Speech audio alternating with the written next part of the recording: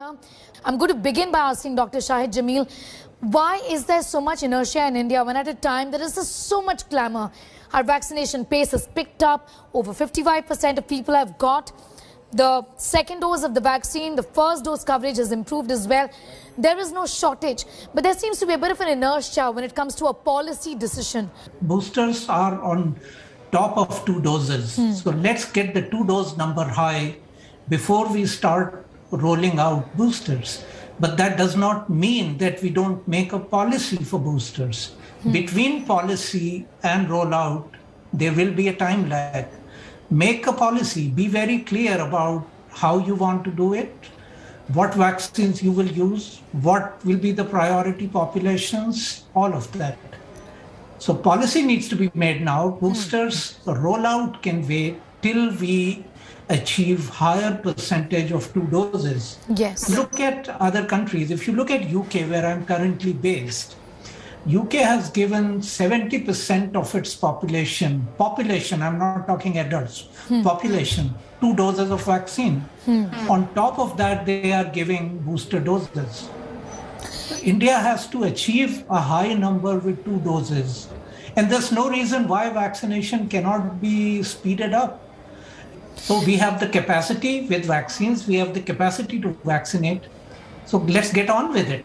In anticipation of increase in cases, which experts have suggested will happen in India as well, given that Omicron cases will increase in India like it has in many other countries. In this context, is it important to even further, expedite the decision-making process on giving out boosters or having a policy ready in this context? Totally. Policy has to be expedited. You need to make a policy. But even before that, how do you give the second dose quickly to people who have received only 1 dose? And I believe one way is to reduce the difference between 2 doses of Covishield from the current 12 to 16 weeks to 8 to 12 weeks. Let's bring it down to 12 weeks from 16 weeks. We are in a situation where there is a more transmissible variant that's going to spread in India. I mean, India is not exclusive. India is just like the rest of the world. Dr. Jameel, I want to ask you, what is it that you are anticipating as a virologist in terms of when cases can increase in India? Are you looking at a period between the middle of January towards the end of January, or even before that, when it comes to a possible increase in surge? And how is it going to be like if you just do a comparison with what Delta did to us this summer? Friends who are modelers say that it's likely to go up by after the 15th of January, possibly towards the end of January. India will have lots of infections. I might also say it's infections and not serious disease.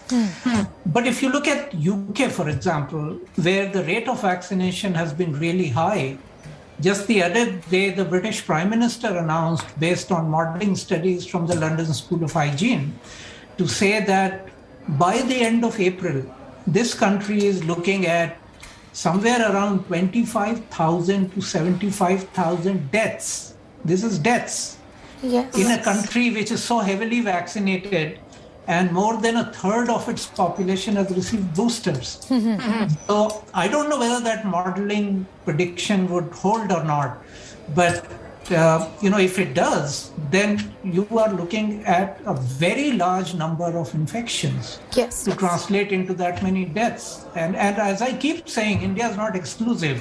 India will face it like the rest of the world. So it's best to make policy and be prepared. Yes, the WHO has just in fact come out and said that it'll be a mistake to think that this is